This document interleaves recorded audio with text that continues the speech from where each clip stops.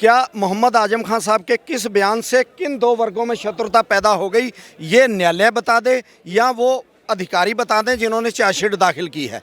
फर्जी चार्जशीट पर फर्जी सजा हुई है। आज स्टेटमेंट की जरूरत ही नहीं है, 161 के बयानों पर सजा हो रही है। ये हाल है अदालतों में। आजम खान साहब पर 2019 के बाद एकाएक 102 मुकदमे लगे और 102 मुकदमों में एक में भी वो सीधे तौर पर मुलजिम नहीं है। वो उन पर ये आरोप है कि वो थे तो लखनऊ में, लेकिन उन्होंने अपने लोगों से कहा कि उनकी मुर्गी चोरी करके ले आओ। आजम खान साहब ने क्या किया? धाराएं चोरी की हैं, लेकिन मुकदमा चोरी का है, लेकिन धाराएं डकैती की हैं उनके ऊपर। सत्ता में रह के जेड कैटेगरी की सुरक्षा थी उनके पास, मौजूदा कैबिनेट मिनिस्टर थे, लेकिन उन्होंने शराब की दुकान लूटी 14,000 रुपए के लिए। 2007 में 6 में गोरखपुर में कितने ब्राह्मणों को मरवाया योगी ने, कितने यादवों को मरवाया, कितने दलित ओबीसी एससी को मरवाया। ये समाजवादी पार्टी का दिल्ली के जंतर मंतर पर चौथा धरना है मोहम्मद आजम खान साहब उनके परिवार के लिए। मोहम्मद आजम खान साहब की 50 साल की पॉलिटिक्स है। वो 10 मरतबा एमएलए रहे हैं, 2 मरतबा एमपी रहे हैं, 4 मरतबा कैबिनेट मिनिस्टर रहे हैं, 1 मरतबा लीडर ऑफ अपोजिशन रहे हैं और जौहर यूनिवर्सिटी बनाई है। 50 साल के उनके पॉलिटिकल कैरियर में एक भी मुकदमा उनके ऊपर दर्ज नहीं हुआ, आपराधिक मुकदमा नहीं था। लेकिन चुनाव जीतते ही एमपी का 4 महीने में तकरीबन 350 मुकदमे मोहम्मद आजम खान साहब उनके परिवार और साथियों पर दर्ज कर दिए गए। ये बात साबित करती है सरकारी दबाव और साजिश मुकदमे हुए हैं। सारे मुकदमे फर्जी हैं, सबकी एफआईआर फर्जी है, सबकी चार्जशीट फर्जी है और उसी बुनियाद पर अदालतें गलत फैसला दे रही, लोकल अदालतें। अब हमें उम्मीद है हाई कोर्ट से, उम्मीद है सुप्रीम कोर्ट से, उम्मीद है राष्ट्रपति, प्रधानमंत्री और चीफ जस्टिस ऑफ इंडिया से। इसलिए हम लोग धरना देकर राष्ट्रपति महोदया को ज्ञापन दिया है कि आप हस्तक्षेप करिए और सुप्रीम कोर्ट के जज की क़यादत में एक एसआईटी का गठन हो और 4-5 महीने में सारे मुकदमों के एक जगह परीक्षण करा लिया जाए। तो हमें विश्वास है कि मोहम्मद आजम खान साहब, उनके परिवार के लोग बेकसूर बरी हो जाएंगे, सब चूँकि फर्जी है। मगर तमाम अभी कल जो रिपोर्ट आई है उसको अनुसार बताया गया है 2019 में उन्होंने बयान दिया था लोकसभा चुनाव के दौरान कि डीएम और उनसे जूते साफ करवाएंगे, वो उसको लेकर 2 साल की उनको सज़ा सुना दी गई। वो सज़ा भी गलत दी गई है क्योंकि यहीं दिल्ली में विधानसभा चुनाव में अनुराग ठाकुर ने, प्रवेश वर्मा ने नारा दिया था मंच से कि गोली मारो सालों को, और वो मुकदमा कोर्ट में। मैं पूरा कर दे रहा हूँ, देश के गद्दारों को गोली मारो। तो गोली मारो सालों को, तो गद्दार कौन है उसको डिफाइन करें, नहीं डिफाइन किया। गोली मारो सालों को और हाई कोर्ट के जज साहब ने कहा कि उन्होंने मुस्कुरा के कहा था कोई अपराध नहीं है। और आज तक भाजपा के किसी नेता ने कि हेट स्पीच पर कोई भी सज़ा नहीं हुई। सर बुरा किसको लगा कि बुरा जो ये नारा दिया उन्होंने, तो ये बुरा किसको लगा? बुरा किसी को लगा न लगा, उन्होंने गलत गाली दिया था जिसकी दंड उन्हें मिलना चाहिए था मगर नहीं दिया गया। और आजम खान साहब के इलाके में रामपुर में वोटों की लूट हुई थी, डकैती हुई थी। किसने करवाई? भाजपा ने करवाया था, सरकार ने करवाया था। पब्लिक की पिटाई की गई थी, वोट डालने से रोका गया था। तब पब्लिक ने उनसे शिकायत किया कि यहाँ भी खतरा है, तो उन्होंने कहा, उन्होंने उस बात पे पब्लिक को सेटिस्फाई करने के लिए वो बयान दिया था रामपुर में। उस पर एफआईआर हुआ जिस पे कल सज़ा हुई है।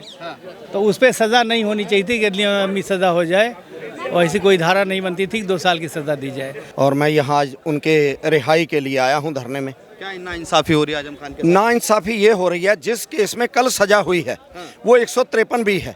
153 भी होता है 2 वर्गों के बीच शत्रुता पैदा करना। क्या मोहम्मद आजम खान साहब के किस बयान से किन 2 वर्गों में शत्रुता पैदा हो गई, ये न्यायालय बता दे या वो अधिकारी बता दें जिन्होंने चार्जशीट दाखिल की है। फर्जी चार्जशीट पर फर्जी सजा हुई है। आज स्टेटमेंट की जरूरत ही नहीं है, 161 के बयानों पर सजा हो रही है।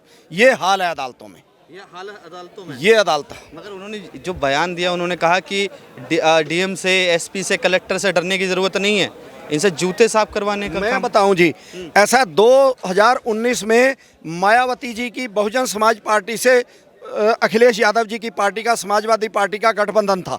दोनों गठबंधन में चुनाव लड़ रहे थे और आजम खान साहब एक शेड्यूल कास्ट की बस्ती थी जहां पर वोट मांगने गए थे।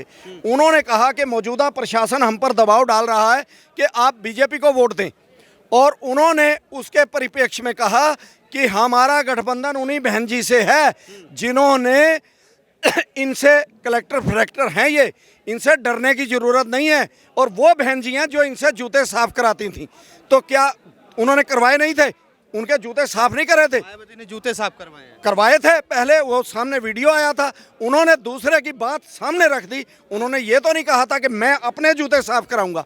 एक बात कही थी सिर्फ इसलिए कि वोटर्स में भय निकल जाए, वोटर्स डरे ना। और इसके उल्टा होना ये चाहिए था कि चुनाव आयोग को उस अधिकारी पर कार्रवाई करनी चाहिए थी जो शेड्यूल कास्ट के लोगों को वोट नहीं डालने दे रहा था। तो हुआ उल्टा, आजम खान साहब पर मुकदमा हुआ और उन्हें सजा कर दी। मगर आजम खान साहब पे पहले भी तो केस हैं, उन पे भैंस के पीछे पुलिस दौड़ाने का केस भी, फर्जी दस्तावेज का भी। मेरी बात सुनो, मेरी बात सुनो, आरोप लगते हैं। मेरी बात सुनो। आपकी भैंस चोरी हो जाए, क्या आप पुलिस में कंप्लेंट नहीं करेंगे? पुलिस में कंप्लेंट नहीं करेंगे? अगर आजम खान साहब की भैंस चोरी हो गई और उन्होंने पुलिस में कंप्लेंट कर दी, ये पुलिस की ड्यूटी थी कि उनकी भैंस चोरी गई थी उसे ढूंढ के देना, और ये पुलिस का कर्तव्य था, पुलिस ने कर्तव्य किया था, उसमें क्या बड़ी बात थी? रही बात आजम खान साहब पर चोरी के केस लगाने की, आजम खान साहब पर 2019 के बाद एकाएक 102 मुकदमे लगे, और 102 मुकदमों में एक में भी वो सीधे तौर पर मुलजिम नहीं है। वो उन पर ये आरोप है कि वो थे तो लखनऊ में, लेकिन उन्होंने अपने लोगों से कहा कि उनकी मुर्गी चोरी करके ले आओ। आजम खान साहब कई बार कह चुके हैं कि अगर मुर्गी मैंने चोरी की होती कम से कम मुर्गी तो मिल जाती। मैंने तो लोगों से कहा कि मुर्गी चोरी करके लाओ, मैंने लोगों से कहा बकरी चोरी करके लाओ। एक भी मुकदमे में आजम खान साहब सीधे मुलजिम नहीं है, 120 बी के मुलजिम बनाए गए हैं, और 120 बी का मुलजिम जो है उसे बनाया जाता है। कोई भी सीधा लिंक जोड़ दिया जाए तो हम वकील हैं, हमें पता है 120 भी कैसे साबित होती है, कहीं से कहीं तक साबित ही नहीं है। जो आदमी लखनऊ है, जो आदमी विदेश में था, उसके खिलाफ 120 भी लगा दी गई। मुख्यमंत्री केशव प्रसाद मौर्य का दो सर्टिफिकेट नहीं है।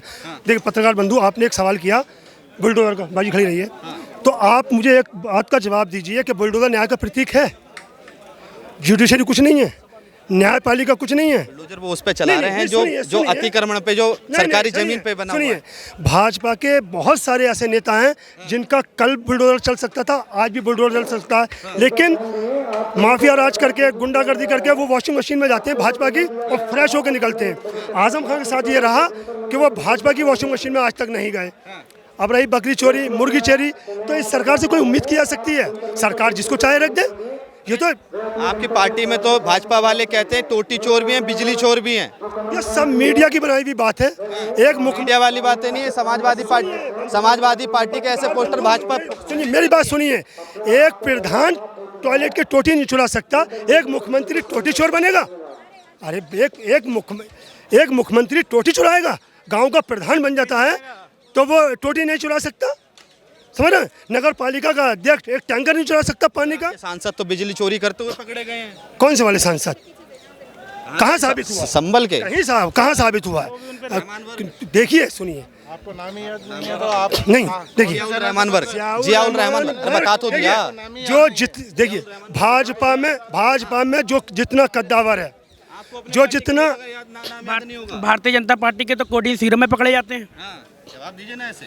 बोल तो रहा हूँ, कोडी सीरम में पकड़े जाते हैं, नशीली दवाओं में पकड़े जाते हैं। कुछ नहीं कर पा रही, ठाकुर है इसलिए नहीं कर पा रही सरकार। अच्छा, और क्या? फोटो तो आपके साथ भी दिखाई देते हैं उनके। किसके? कहाँ पकड़े गए हैं? 5 साल भारतीय जनता पार्टी बहकाना चाह रही है, मुद्दे से भटकाना चाह रही है। नतीजा का नाम एप्टीन फाइल में है, अब बताओ। मुख्यमंत्री का विकास की बात करी आपने, हैं? मुख्यमंत्री के विकास की बात करी तो सिर्फ 3 जगह विकास हुआ। मुल्ला को टाइट रखिए, आपका घर पाकिस्तान है। अरे भाई अनुराग ठाकुर हैं, भाजपा के बहुत सारे ऐसे नेता हैं कि उनकी आपके कान फट जाएंगे उनकी स्पीच सुन के, उनकी हेट स्पीच सुन के कान फट जाएंगे। ये कोई हेट स्पीच थी? उप मुख्यमंत्री जी के नाम पता है कौन कौन से मुकदमे हैं? पता है आपको? आप ही बताइए आपके कौन कौन से मुकदमे हैं? इतने बड़े बड़े मुकदमे हैं, कुछ नहीं हुआ उनका क्योंकि वो सत्ता में हैं। आजम खान साहब ने क्या किया? धाराएं चोरी की हैं, लेकिन मुकदमा चोरी का है, लेकिन धाराएं डकैती की हैं उनके ऊपर। सत्ता में रह के जेड कैटेगरी की सुरक्षा थी उनके पास, मौजूदा कैबिनेट मिनिस्टर थे, लेकिन उन्होंने शराब की दुकान लूटी 14,000 रुपए के लिए। ये सरकार ने मुकदमे लगवाए हैं, ये तो सबको पता है। योगी जी के ऊपर कितने मुकदमे हैं? कितने मुकदमे मालूम? योगी जी ने तो खुद वापस ले लिए 153।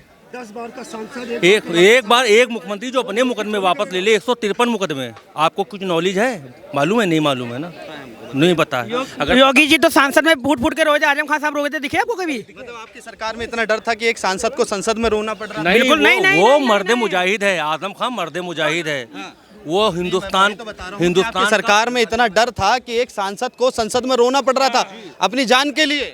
कौन सी जान के लिए? कौन सी जान? 2007 में 6 में गोरखपुर में कितने ब्राह्मणों को मरवाया योगी ने, कितने यादवों को मरवाया, कितने दलित ओबीसी एससी को मरवाया, आप खुद बताइए। शंकराचार्य जी के साथ क्या नहीं हुआ है? चुटिया खींच के मारी गई, उनको पता है? सरकार में भी तो पीटे गए हैं। कौन पीटा गया है?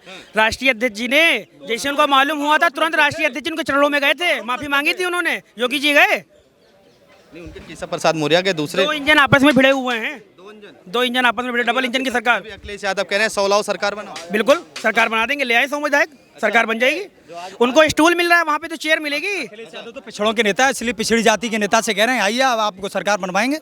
हाँ, वो तो पिछड़ी जाति के लोगों की बात करते हैं, पीडीए की बात करते हैं, पीड़ित, शोषित, वंचित, दलित, अल्पसंख्यक, आदि आबादी और अगड़े लोग। जब अयोध्या से 15 किलोमीटर दूर एक नाबालिग लड़की के साथ बलात्कार होता है और जब उसका नेता समाजवादी पार्टी का पकड़ा जाता है तो ये अपनी जबान पर लगाम लगाइए, क्योंकि वो आरोप जो जिन मोहित खान के ऊपर आरोप लगा था वो निर्दोष, हाँ उन पर वो निर्दोष कोर्ट ने करार दे दिया, अपनी जुबान पर बंद रखिए। और मीडिया ने नैरेटिव चला करके चुनाव जितवा दिया था। हाँ, ये चुनाव मिल्कीपुर का चुनाव जिताने के लिए ये नैरेटिव चलाया गया था और देश का प्रिंट मीडिया, नेशनल मीडिया यही भ्रामक खबरें चला करके देश के चुनाव जिताने का काम करता है। और जब तक मीडिया सत्ता के तलबे चाटता रहेगा तब तक देश के अंदर इसी तरह के अपराध बढ़ते। कांग्रेस की मीडिया है इनके समय में रही हो। नेशनल हड़ाल के जो केस है ना उसमें तो समाज सबको पता है कि कांग्रेस की मीडिया रही है। कांग्रेस ऐड के लिए पैसा देती थी। भाजपा की तो मीडिया बताते तो कांग्रेस की तो मीडिया थी। अरे 35% का शेयर तो राहुल गांधी लेके बैठे थे, 35% का शेयर सोनिया गांधी लेके बैठे थे। हम पे आरोप मत लगाइए, हमारा काम है सवाल पूछने का। हमारा वो फांसी चढ़ाए जाते थे और अब पकड़े नहीं जाते। पहलगाम और पुलवामा आज तक किसी को पता नहीं चला। ये चुनाव जीतने के लिए कारनामे कराए जाते हैं इनके द्वारा। इनके काले कारनामे 2027 में जनता के सामने आने वाले हैं और ये विदेश पूंछ दबा के भाग जाएंगे। अपने मुकदमे वापस लिए, एक एक मुकदमे की पुनः जांच की जाएगी, वापस भाग जाएंगे। हाँ, और एनकाउंटर का बदला एनकाउंटर का बदला जाएगा। जो अभी भ्रामक खबरें फैला करके सत्ता में बैठे हुए हैं।